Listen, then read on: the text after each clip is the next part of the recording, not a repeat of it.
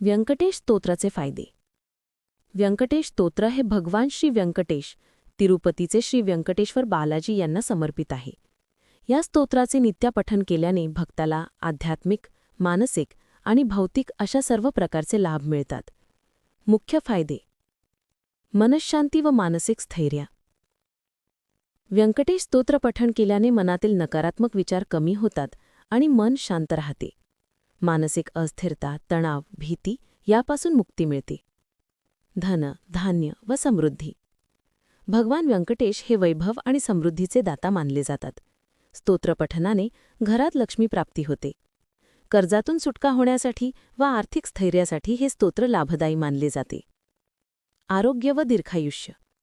भक्तिभावाने स्तोत्र केल्यास आजारपणातही सकारात्मक ऊर्जा मिळते. शरीर व मन निरोगी ठेवण्यास मदत होते.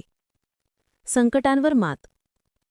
जीवनातील अडचणी, अडथळे, संकटे दूर करण्याची शक्ती हे स्तोत्र देते. कार्यसिद्धीसाठी विशेषतः नोकरी, व्यवसाय व शिक्षणात यशासाठी पठण करणे लाभदायी आहे. भक्तिभाव वाढतो. श्री व्यंकटेश्वरांची कृपा लाभल्याने भक्ताच्या आयुष्यात श्रद्धा, भक्ती व आध्यात्मिक प्रगती होते. कुलकल्याण व पितृशांती.